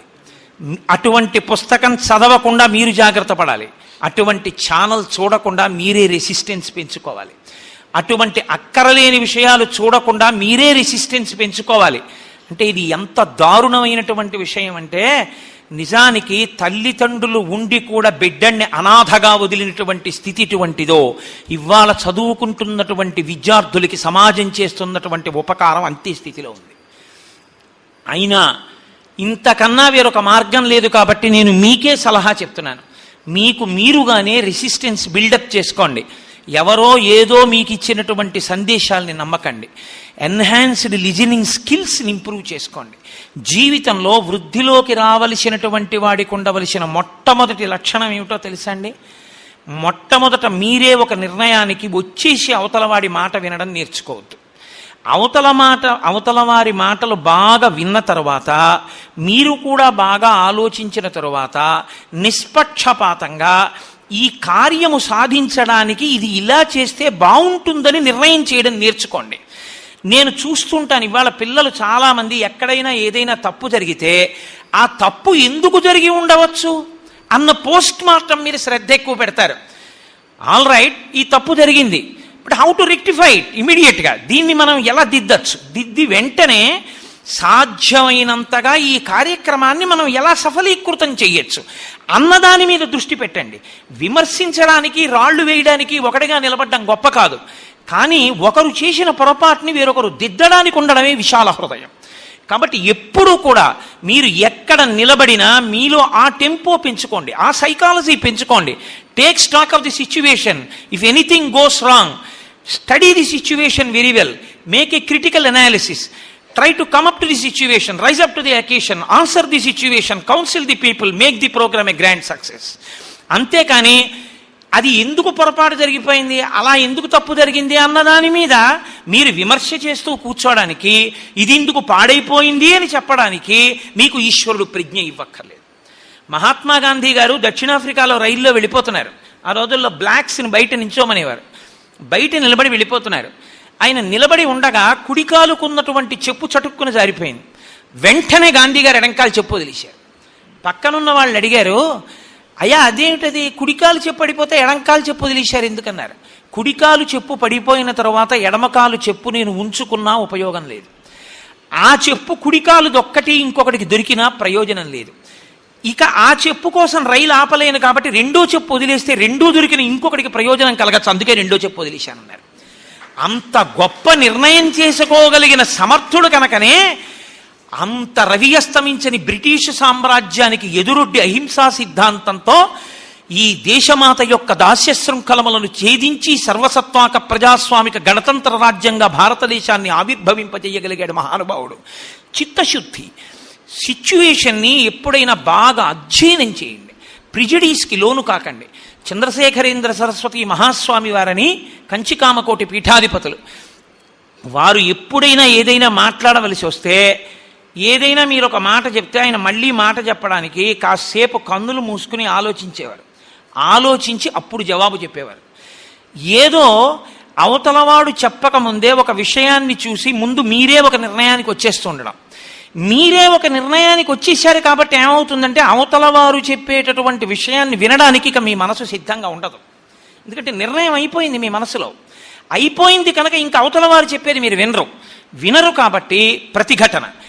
ఆ అవతలవాడు చెప్పేది వినేటటువంటి ఓర్పు నశించిపోయి అవతల వాళ్ళ మీద కోప్పడ్డం, అవతలవాడు చిన్నబుచ్చుకోవడం, ఇంకక్కడి నుంచి అలా కోప్పడ్డం, అలా నిర్ణయం చేయడం, అలా మాట్లాడడం మీ ఆభిజాత్యం అని మీరు అనుకుంటుంటారు. కానీ అది ఒక మనిషికి ఉండవలసిన లక్షణం కాదు. మీరు ఎప్పుడు అవతల వారి మాట ముందు బాగా వినండి. బాగా విన్న తర్వాత మీరు కూడా ఆలోచన చెయ్యండి. ఆలోచన చేసిన తర్వాత దిద్దుబాటు చెయ్యండి. అంటే ఇప్పుడు తప్పన్నది చేయని వాడు లోకంలో ఎక్కడ ఉంటాడండి? ఇన్ని మీకు చెప్పిన నేను కూడా తప్పు చేయొచ్చు, తప్పు చేస్తాడు. Nobody in this world is a total embodiment of either pure goodness or pure badness. Everybody is supposed to be the composition of both good and bad. You are here only to rectify the bad and make the program a success. You should make him good. అందుకోసం మనం ఉన్నాం తప్ప అవతలవాడి చెడు పట్టుకుని రాపాడించడానికి మనం లేవు అని మీరు గుర్తించవలసి ఉంటుంది. అది సత్యమైతే మీరు ఎప్పుడూ కూడా అవతలవారు చెప్తున్నప్పుడు వారు ఎక్కడ పొరపాటు పడుతున్నారో మీరు గమనించాలి. వ్యక్తి యందు ప్రేమని మీరు అలాగే నిలబెట్టుకోవాలి. నిలబెట్టుకుని మీరు కేవలం వ్యక్తి యందు ఉన్నటువంటి దోషాన్ని దిద్దే ప్రయత్నం చేస్తూ ఉండాలి. దోషాన్ని దిద్ది నిస్వార్థంగా మీ మాట నెగ్గడానికి ఎప్పుడు ఏ కార్యం చేయకూడదు. మీ మాట నెగ్గడం అంటూ జరిగితే దానివల్ల 10 మందికి ప్రయోజనం కోసం మీరు చెయ్యాలి. చేసి ఇది నేను జోక్యం చేసుకోవడం వల్ల జరిగిందని పొంగిపోకూడదు. ఈశ్వరుడు నన్ను సమయానుకూలంగా ఈ కార్యక్రమాన్ని నిర్వహింపజేశాడని పొంగి వెళ్ళిపోవాలి. అటువంటి మనస్థితిని మీరు ఏర్పాటు చేసుకున్న నాడు మీరు ఎక్కడ ఉన్నా సమాజానికి ఆస్తి. మీరు ఎక్కడ ఉన్నా 10 మంది చేత ఆదరింపబడతారు. మీరు కొన్ని 100 మంది సంతోషానికి కారణం అవుతారు. ఆయన ఉంటే అన్న ఆలోచన వస్తుంది. మిమ్మల్ని చూసి మిమ్మల్ని అనువర్తించే వాళ్ళు తెలుసుకుంటారు, ఓహో ఇలా ప్రవర్తించాలన్నమాట అని తెలుసుకుంటారు. అది తెలుసుకున్న నాడు మీతో పాటే చాలామంది సమాజంలో ఉండేటటువంటి ఇబ్బందికర పరిస్థితిని ఎదుర్కొనగలిగినటువంటి పరిణితి ఏర్పడగలిగినటువంటి వారిగా మీరు తయారు చేయగలుగుతారు. అసలు మీకు ఎన్హాన్స్డ్ లిజనింగ్ స్కిల్సే లేవనుకోండి, చాలా ధూర్తతనం ఉన్నటువంటి వ్యక్తి అనుకోండి, అసలు మీరు ఏ ప్రొఫెషన్లో ఉండండి మీరు నెగ్గుతారు అని నేను అనుకోవట్లేదు. ఒక సబార్డినేట్గా సుపీరియర్ చెప్పే మాటలు వినలేడు. సుపీరియర్ కొత్తగా వచ్చాడు, న్యూ ఎంట్రెంట్. సో నేను I have to appraise him the position very well, so I will take him a class అని చక్కగా కూర్చోపెట్టుకుని మీతో 4 మంచి మాటలు మాట్లాడుతున్నాడు అనుకోండి, సుత్తేసేసాడు రా అంటారు. ఏమిటి సుత్తేసేయడం? ఆయన అనుభవం ఏమిటి?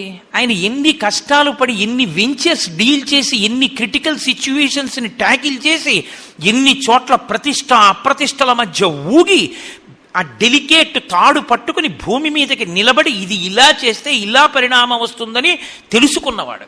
అటువంటి అనుభవశాలి దగ్గర కూర్చుని వినడం మన భాగ్య విశేషము అని కూర్చోవాలి.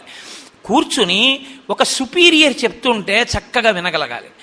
నేను ఇవాళ చాలామందిని చూస్తుంటాను, ఆఫీసెస్లో కానీ, ఎడ్యుకేషనల్ ఇన్స్టిట్యూషన్స్లో కానీ, సొసైటీలో కానీ. దేనికి అప్రతిష్ట ఉంటుందో తెలుసా అండి? కేవలం లూజ్ టాక్. వాళ్ళేం తప్పులు చేసిన వాళ్ళేం కారు, వాళ్ళ అవతల వాళ్ళ డబ్బెత్తుకుపోలేదు, అవతల వాళ్ళ వస్తువులు పట్టుకుపోలేదు, అవతల వాళ్ళకి హాని చేయలేదు. కానీ అవతల వాళ్ళ గురించి తగినంత కారణం లేకుండా, విమర్శించడానికి భూమిక లేకుండా మాట్లాడకూడదు. అలా మాట్లాడారనుకోండి, మీతో ఉన్నవాళ్ళు విని విని విని విని ఈయన అందరి గురించి ఇలాగే మాట్లాడతాడు, రేపు నా గురించి ఇలాగే మాట్లాడతాడన్న నిర్ణయానికి వస్తాడు. మీరు ఇంకొకళ్ళ మీద క్రిటికల్ అనాలిసిస్ చేసే ముందు వండర్ఫుల్, ఈయన చెప్పింది సత్యం, నిజమే, అలా ఉండాలన్నమాట అన్న విషయాన్ని గ్రహించేటట్టుగా ఉండాలి మీ అనాలిసిస్. తప్పించి మీరు లూజ్గా ఏదో ప్రతిదీ కామెంట్ చేయడం మొదలెట్టారనుకోండి, అందించేవాడు ఉండడు అని మీరు అనుకోకండి. చాలామంది ఉద్యోగులు తమ జీవితాల్లో మనశ్శాంతిని మొట్టమొదట్లో పోగొట్టుకోవడానికి కారణం ఏదో తెలుసా అండి?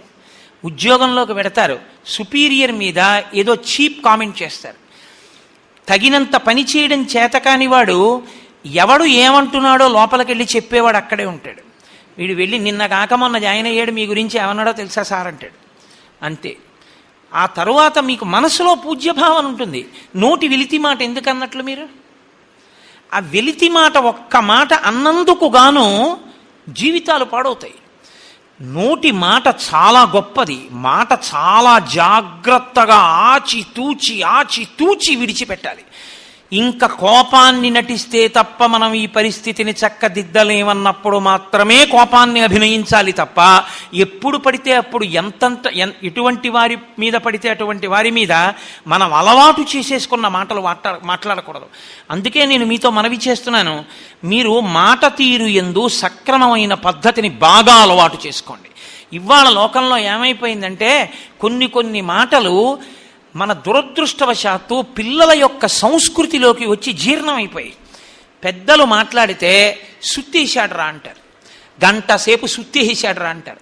గంట సేపు సుత్తేయడానికే ఆయన కూర్చోలేదు. ఆయన ఆర్తితో నిన్నేదో వృద్ధిలోకి తీసుకురావాలని అంత గొప్ప అనుభవం పొందాడు. కాబట్టి నిన్నగాక మొన్న జాయిన్ అయిన నిన్ను పక్కన కూర్చోబెట్టుకుని అన్ని విషయాలు నేర్పుతున్నాడు. అది నువ్వు గమనించకపోతే నీకు ప్రమాదం వస్తుంది రేపొద్దున. కాబట్టి పడికట్టు పదాలు మీరు జీవితంలో అలవాటు చేసుకోకండి. మీ నోటి వెంట అస్తమానం జీవితంలో ఏర్పడేటటువంటి సన్నివేశాల్లో నోటి వెంట ఏ మాట వాడడం అలవాటు చేసుకున్నారో అటువంటి పరిస్థితులే ప్రతి చోట ఉంటాయి అని గుర్తుంచుకోండి. నాకు సభాముఖంగా అస్సలు అనడం ఇష్టం లేదు, కానీ తప్పనిసరి పరిస్థితుల్లో మీకు అందించడానికి నేను ఒక మాట వాడవలసి వస్తుంది వాళ్ళ సభలో. కొంతమంది చూడండి, ప్రతిదానికి అதாவது ఏముంది లేదురు అంటుంటారు. ఇది అలా విసుగొచ్చినప్పుడల్లా, తిరస్కరించవలసి వచ్చినప్పుడల్లా అதாவது ఏముంది లేదురు అనడం అలవాటు అయిపోతే కొన్నాళ్ళకి ఏమవుతుందంటే మీ ప్రయత్నం లేకుండా ఆ మాట అంటుంది నాలుక. అలా అనడం అలవాటు అయిపోయి యథార్థంగా జరిగిన సంఘటన మీకు చెప్తున్నాను. నేను చాలా మంచి వ్యక్తి, ఎంతో మంచి వ్యక్తి. నేను ఒకానొకప్పుడు పనిచేసినటువంటి ఒక కార్పొరేట్ ఆఫీస్లో, ఒక సంస్థలో, కార్పొరేట్ ఆఫీస్ కాదు అది, ఒక మంచి సంస్థ, నాతో పాటే జాయిన్ అయ్యాడు. జాయిన్ అయ్యి అతనికి తెలియదు పాపం, తెలియక క్యాంటీన్కి వెళ్ళినప్పుడు డిప్యూటీ జనరల్ మేనేజర్ కూడా వెళ్ళాడు. ఈయన డిప్యూటీ జనరల్ మేనేజర్ అని పిల్లాడికి తెలియదు, కొత్తగా జాయిన్ అయ్యాడు, నాతో పాటే 3 రోజులు అయింది. ఆయన ఆకలి వేసి డీజీఎం కూడా అదే టైంకి భోజనానికి వెళ్ళారు. లంచ్ ప్లేట్స్ తీసుకుంటూ ఆయన స్టాఫ్ని అడిగాడు, టీం మీద క్లీన్ చేస్తున్నారా ప్లేట్స్ అని అడిగాడు. ఆమె ఎలాగడిగినా పర్వాలేదన్నాడు. ఏంటి నీ పేరు అని అడిగాడు. ఫలానా అన్నాడు. ఎప్పుడు జాయిన్ అయ్యావు అన్నాడు. ఇప్పుడు జాయిన్ అయ్యానండి ఫలానా అప్పుడు అన్నాడు. మీరు ఏం చేస్తూ ఉంటారన్నాడు. ఇక్కడ నేను ఏదో ఉద్యోగం చేస్తుంటానులే అన్నాడు. సాయంకాలం అతను బయటికి వెళ్ళిపోతుంటే టెర్మినల్ ఆర్డరు 3 రోజులకి ఫుల్ అండ్ ఫైనల్ సెటిల్మెంట్ జీతం కవర్లో పెట్టి, మాట్లాడడం చేత కానీ నీ సర్వీసెస్ మా ఆర్గనైజేషన్కి అక్కర్లేదు, hence you are removed from service అని లెటర్ కవర్లో పెట్టి డిస్మిస్ చేశారు. ఒక్క మాటకి ఎలాగడిగితే పర్వాలేదు ఇద్దరు అన్నాడు. ఎవరితో? డీజీఎంతో అన్నాడు. అలా అనడం అతను అలవాట్లో లేదనుకోండి, అలవాటు చేసుకోలేదనుకోండి, ఆ మాట నోటి వెంట వచ్చి ఉండేది కాదు. ఆ తర్వాత అతను ఉద్యోగం కోసం ఎన్ని కష్టాలు పడ్డాడు. నేను ఎందుకు మీతో చెప్తున్నానంటే, మీ నోటి వెంట వచ్చేటటువంటి మాటలు చాలా జాగ్రత్తగా నియంత్రించుకొని మాట్లాడడం, పవిత్ర వాక్కు, మంగళకరమైన వాక్కు మాట్లాడడం, మీకు అంగీకారయోగ్యము కాని విషయాన్ని మీరు ఆవిష్కరించేటప్పుడు అది కూడా ఎంతో రంజకత్వంతో, ఎంతో చక్కటి మాటలతో చెప్పడాన్ని మీరు అలవాటు చేసుకోండి. అంతేకాని చాలా చౌకబారు మాటలు మాట్లాడడం అనేటటువంటి విషయాన్ని ఎన్నడూ అలవాటు చేసుకోకండి. కాబట్టి భాష విషయంలో జాగ్రత్తగా ఉండండి. చక్కటి భాష అలవాటు చేసుకోండి. చక్కటి భాష అలవాటు చేసుకోవడానికి చక్కటి తెలుగు ఉన్న పుస్తకాలు చదువుకోండి. పోతన గారి భాగవతం చదువుకోవడం చిన్నతనము అని అనుకోకండి. కరుణానిధి తమిళనాడు రాష్ట్రానికి ముఖ్యమంత్రి. ఆయనకి 70 సంవత్సరముల పైచిలుకే వయసు ఉందేమో నాకు తెలియదు. నడుం విరిగిపోయింది, ఆపరేషన్ చేశారు. వీల్ చైర్లో వెళ్తున్నారు ఆయన ఇప్పుడు ఎక్కడికైనా వెడితే. కానీ ఆయన నమ్మినటువంటి సంస్కృతి మీద ఆయనకున్న నమ్మకం అటువంటిది. ఆయన ఇవాళ తమిళ భాషకి ప్రపంచవ్యాప్తంగా ఉత్సవం జరుగుతుంటే తమిళ భాష, తమిళ సంస్కృతి వైభవం మీద 70-80 సంవత్సరాల మధ్యలో ఉన్న వ్యక్తి, ఒక పార్టీకి ఆధ్యక్షం వహిస్తూ ముఖ్యమంత్రి స్థానంలో కూర్చున్న వ్యక్తి, అంత బడలిపోయిన వ్యక్తి అద్భుతమైనటువంటి పాట ఒకటి రాశాడు.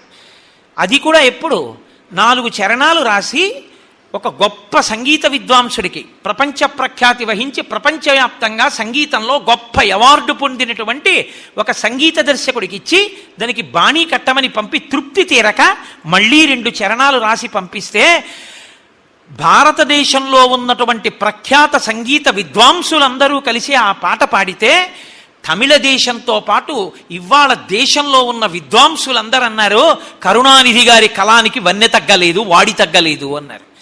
ముఖ్యమంత్రి పదవిలో ఉన్న వ్యక్తికి అంత గొప్ప కవిత్వం ఇంకా ఉండిపోయింది అంటే అప్పుడు కూడా ఆ వయసులో కూడా ఇంకా ఖాళీ దొరికినప్పుడల్లా ఆయన ఎంత గ్రంథపఠనం చేస్తాడో, ఆయనలో ఎంత కవితావీశం ఉందో మీరు ఆలోచించండి. నేను మిమ్మల్ని సభాముఖంగా చిన్నపుచ్చాను అని మీరు అనుకోకండి.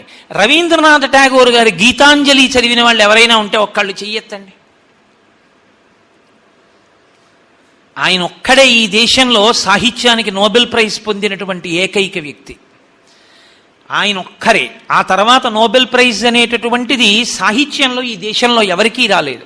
వాల్మీకి, వ్యాసుడు వంటి మహాపురుషులు పుట్టిన దేశంలో సాహిత్యానికి నోబెల్ ప్రైజ్ పొందిన ఏకైక వ్యక్తి రవీంద్రనాథ్ ఠాగూర్. అటువంటి రవీంద్రనాథ్ ఠాగూర్ చేసినటువంటి అంత గొప్ప గొప్ప పుస్తకాలు, అటువంటి గీతాంజలి లాంటి పుస్తకాలు, లేకపోతే జనగణమన అధినాయక జయహే అన్న పాటకి పూర్తి అర్థం కాని, బకించంద్ర చటర్జీ చేసినటువంటి వందే మాతరం ఆ గీతానికి పూర్తి అర్థం కాని, దాని తాత్పర్యం కాని ఎంతమంది చదువుతున్నారు? ఏమి మీ నాన్నగారు ఎవరైనా రవీంద్రనాథ్ ఠాగూర్ పుస్తకం గీతాంజలి కొని ఇమ్మని అడిగితే కొనని వ్యక్తా? నేను మీకు సభాముఖంగా చెప్తున్నాను, నిజంగా రవీంద్రనాథ్ ఠాగూర్ గారి వర్క్స్ చదవాలనుకుంటే మల్లాది వెంకట కృష్ణమూర్తి గారు, మహానుభావుడు దేవులపల్లి కృష్ణశాస్త్రి గారు, ఎంత గొప్ప కవిత్వం, ఎంత గొప్ప మాట. అసలు ఆయన నోటి వెంట ఒక మాట వచ్చిందంటే అసలు అవి ఆయన సినిమాకి పాటే రాయనివ్వండి, కానీ ఒక్క మాట ఆయన పాటలోంచి వచ్చిందంటే ఎంత అనుభవించిన గుండె. స్వరపేటిక తీసేశారు, కంఠం లేదు, కానీ తన భావాలన్నీ కవిత్వంగా ఇచ్చారు. తెల్లారిపోయింది పల్లె లేచింది, ఆ ఒక్క మాట ఎంత గొప్ప మాట. నిజంగా చిన్ని చిన్ని మాటలలో ఎంత గొప్ప మాటలను ఇమర్చారో. అలా ఇంకి పాటలు నండూరి సుబ్బారావు గారివి, మహానుభావుడు వీరేశలింగం పంతులు గారు చేసినవి, చిన్న చిన్న పుస్తకాలు, మీరు తేట తెలుగులో అర్థం చేసుకోగలిగినటువంటి పద్యాలు, చిలకమర్తి లక్ష్మీనరసింహం పంతులు గారు రచించినటువంటి గణపతి, ఇంత గొప్ప గొప్ప పుస్తకాలు ఉన్నాయి తెలుగు సాహిత్యంలో. చంద్రశేఖర పరమాచార్య స్వామి వారు ఎన్నోసార్లు చేసినటువంటి అనుగ్రహ భాషణాలు, భారతీ తీర్థస్వామి వారు చేసిన అనుగ్రహ భాషణాలు. నిజంగా మీ దగ్గర డబ్బులుండి చదువుకోవడానికి ఆ పుస్తకాలు కొనుక్కోలేకపోతున్నామంటే చెప్పండి. మీ అందరి తరపున నేను హరిప్రసాద్ గారిని ప్రార్థిస్తాను, రవీంద్రనాథ్ ఠాగూర్ గారి పుస్తకాల దగ్గర నుంచి వచ్చే సంవత్సరానికి ముఖ్యమైన పుస్తకాలన్నీ కూడా ఇక్కడే ఒక గదిలో ఏర్పాటు చేస్తారు, మీరు వచ్చి చదువుకోవడం అలవాటు చేసుకోండి. అసలు అటువంటి పుస్తకాలు చదవండి, ఆ పుస్తకం మీ మీద ఎంత ప్రభావం చూపిస్తుందో మీరు ఆలోచించండి. ఒక్క పుస్తకం చదవండి, మహాత్ములు రచించినటువంటి పుస్తకాలు చదువుతుంటే ఆ పుస్తకం చదువుతున్నప్పుడు వాళ్ళు ఈ దేశం కోసం పొందినటువంటి పరివేదన చూస్తుంటే మళ్ళీ వాడు ఒక ఉద్యోగంలోకి వెళ్ళిన తర్వాత బల్ల కింద చెయ్యి పెట్టి ఎలా లంచం పుచ్చుకోగలడు. ఒక అరవిందో తన జీవితం గురించి రాసుకున్న పుస్తకం చదవండి. అరవిందో దేశ స్వాతంత్ర సంగ్రామంలో పోరాడితే తీసుకెళ్ళి గోవాలో ఆయన్ని కారాగారంలో పెట్టారు. పెడితే ఆ గోవా జైల్లో పెట్టినప్పుడు మహానుభావుడికి కనీసం పక్కన ఉన్నటువంటి మనిషి కూడా ఎవరైనా ఉన్నాడో లేడో కూడా తెలియదు. అది కూడా గది ఎంత గది అంటే ఆయన పొడుగు చూసి ఖచ్చితంగా ఆయన కాళ్ళు తిన్నగా జాపి తల పెట్టుకుంటే సరిపోవడానికి వీలుండదు గది. కాబట్టి ఎప్పుడూ కాళ్ళు జాపుకు పడుకోవడానికి వీల్లేదు. ఒక్క మాట మాత్రమే వస్తాడు ఒక వ్యక్తి, ఆ గదిలోనే మల విసర్జన చెయ్యాలి, మూత్ర విసర్జన చెయ్యాలి. చేస్తే ఆ మల విసర్జన చేసినటువంటి మలాన్ని ఎత్తి ఓ బుట్టలో వేసుకుని వెళ్ళిపోతాడు, ఏమీ పలకరించాడు. మంచినీళ్ళు ఇనప ఊచల మధ్యలోంచి ఇలా చెయ్యి పెట్టి గ్లాసు ఇలా అందుకుని మునివేళ్లతో చివరి వేళ్లతో ముంచుకుని జాగ్రత్తగా ఇలా ఊచల మధ్యలోంచి తీసుకు తాగితే తాగడమే. గ్లాసు కింద పడి దొల్లిందో ఇక మళ్ళీ అందించడానికి రేపు మలమెత్తేవాడు వస్తేనే ఇక గ్లాసు ఉండదు. అరిచి గోల పెట్టినా ఏ వ్యక్తి పలకడు, నిర్మానుష్యం. అటువంటి చోట మహానుభావులు జై భారత్ మాతాకి అని స్వాతంత్రం తీసుకురావడం కోసమని వాళ్ళు ప్రయత్నించినందుకు సంవత్సరముల పాటు మగ్గి ఈ దేశానికి స్వాతంత్రం తీసుకొచ్చారు. అటువంటి స్వాతంత్రం లంచాలు పుచ్చుకోవడానికి, వ్యవస్థల్ని నాశనం చేయడానికి కాదు, మనం దేశ గౌరవాన్ని, దేశ ప్రతిష్టని ఇనుమడింపజేయడానికి. When there are so many good people in the country, why should there be a bad governance? ఈ వ్యాక్యూమ్ ఎక్కడుందో మీరు ఫిలప్ చేయవలసి ఉంటుంది. ఎందుకంటే ఫ్యూచర్ జనరేషన్ మీరు. ఈ ఫ్యూచర్ జనరేషన్లో నేను అడిగినటువంటి ప్రశ్నని మీరు బాగా తర్కించుకోండి ఇంటికెళ్ళి. దేశంలో చాలా గొప్ప గొప్ప వ్యక్తులు ఉన్నారు, కానీ గొప్ప వ్యక్తులు పరిపాలిస్తున్నటువంటి ప్రభుత్వాలు ఎందుకు లేకుండా ఉంటున్నాయి? దేశంలో మహాత్ములు, శాస్త్రవేత్తలు, వేదాలని, ఉపనిషత్తుల్ని ఒడగట్టిన వాళ్ళు ఉన్నారు. ప్రపంచ ప్రఖ్యాతి వహించిన దేవస్థానాల పాలక మండళ్లలో అలాంటి వాళ్ళు ఒక్కళ్ళు లేకుండా ఎందుకుంటున్నారు? ఎక్కడుంది దోషం? ఈ దోషాన్ని దిద్దడానికి రేపు కలంబుచ్చుకుని సంతకాలు చేసే అధికారులు మీరే. కాబట్టి మీ మీద మళ్ళీ గాంధీజీ కలలు కన్న దేశాన్ని తీసుకురావాలి అంటే మీ ఇన్నర్ పర్సనాలిటీ తయారవ్వాలి. రవీంద్రనాథ్ ఠాగూర్ ధైర్యంగా చెప్తాడు, where the world is without fear and the head is held high, where the world has not been broken up into fragments by narrow domestic walls, to thee my country అని ప్రార్థన చేస్తాడు. నిర్భయత్వంతో మీ inner పర్సనాలిటీని మీరు develop చేసుకుని, మీరు ఎక్కడ నిలబడితే అక్కడ మీరు ఒక వ్యవస్థగా నిలబడి సమాజానికి ఆదర్శవంతమైన వ్యక్తులుగా బ్రతికి, హనుమ ఎలా 10 మంది కోసం జీవించి ధన్యులయ్యారో అంతగా జీవించమని నేను మిమ్మల్ని కోరను. కానీ 10 మందికి ఆదర్శంగా బ్రతకగలిగినటువంటి ధైర్యాన్ని పుణికిపుచ్చుకొని, అటువంటి ఇన్నర్ పర్సనాలిటీని డెవలప్ చేసుకొని, శారదామాత అనుగ్రహంగా, శారద అంటేనే సారద, ఆవిడ జీవితంలో సారాన్ని కటాక్షిస్తుంది. అందుకే శంకర భగవత్పాదులకి ఆ శారదా అన్న పేరంటే అంత ఇష్టం. సర్వశుక్లా సరస్వతి శరజ్యోత్స్నా శుద్ధాం శశియుత జటాజూటమకుటాం వరత్రా సత్రాణ స్ఫటిక గుటికా పుస్తకరాం శకుర్నత్వా నత్వా కథవివసతాం సన్నిధతతే మధుక్షీరద్రాక్షా మధురి మధురీణా ఫణితయ అంటారు శంకర భగవత్పాదులు సౌందర్యలహరిలో. తెల్లటి బట్ట కట్టుకుని, తెల్లటి తల్లి తెల్లటి తామర పువ్వులో కూర్చుని ఉంటుంది. ఏమా తెల్లతనం? అన్నీ ఎందులోంచి వచ్చాయో అదే తెల్లతనం. అన్నిటినీ ఏది విడిచిపెడుతుందో అది తెల్లతనం, అన్నిటినీ పుచ్చుకునేది నల్లతనం. ఆ తెల్లతనం సరస్వతి, ఆ తెల్లతనం స్వచ్ఛత, ఆ తెల్లతనం పవిత్రత, ఆ తెల్లనితనం నిర్భయత్వం, ఆ తెల్లనితనం హృదయమునందు ఏ మాలిన్యము లేనటువంటి స్థితి. ఆ స్థితికి మీరు ఎదగాలని, మీ ఇన్నర్ పర్సనాలిటీ అలా డెవలప్ కావాలని, మీ వ్యక్తిత్వంతో మీరు జాతి స్మరించేటటువంటి మహాపురుషులు కావాలని, అందుకు శారదాప్రసాదం మీ జీవితాల ఉద్ధరణకి పనికి రావాలని, అది ఎంత ద్రవ్యమో అని కాదు, శారదాపీఠం పనుపన మీకు ఇచ్చి మీ వృద్ధికి దోహదం కావాలి అని కోరుకుంటున్నారు. కాబట్టి నేను చెప్పగలిగిన వాణ్ణి అని కాదు, కానీ ఆయన ఆర్తి. నేను ఇవ్వగలిగి ఉండొచ్చు, కానీ 4 మంచి మాటలు చెప్పేవాడు రావాలి గురువుగారు అని 3 నెలల క్రితం నా ఇంటికి వచ్చి నా కాళ్ళ మీద పడి బతిమాలి, నాకు ఇన్ని డ్రై ఫ్రూట్స్ పట్టుకొచ్చి, నాకు పంచెలచా పట్టుకొచ్చి ఆయన కొడుక్కి చెప్పించుకున్నారా, ఆయన కూతురికి చెప్పించుకున్నారా? కానీ వాళ్ళు వృద్ధిలోకి రావాలి. వాళ్ళు వృద్ధిలోకి వచ్చి సమాజానికి పనికొచ్చే వాళ్ళైతే, ఒకనాడు ఒక మంచి మాట హరిప్రసాద్ గారు పెట్టించిన సభలో విన్నామని వాళ్ళు కూడా సమాజానికి మూలస్తంభాలై, వాళ్ళు కూడా ఇంత గొప్ప వితరణశీలులై సమాజాన్ని ఆదుకోగలిగితే నా జన్మకి సార్థకత అని నన్నింత బతిమాలి ఆయన తీసుకొచ్చారు. నా కొరకు కాకపోయినా ఆయన కొరకు ఆయన ఆర్తిని అర్థం చేసుకుని, నేను మీతో ఏదైనా మాట్లాడడంలో కొంచెం కఠినంగా, కొంచెం వ్యగ్రతతో మాట్లాడి ఉంటే, అయ్యో మన తండ్రి అయితే మాట్లాడ్డా, మన తల్లి మాట్లాడదా, నా మేనమామ అయితే మాట్లాడ్డా, నా పినతండ్రి మాట్లాడ్డా అని నన్ను మీరు ఆ భావనతో స్వీకరించండి తప్ప, మీరు నా బిడ్డల్లాంటి వాళ్ళు, మీ మీద నాకు ఏ క్రోధము లేదు.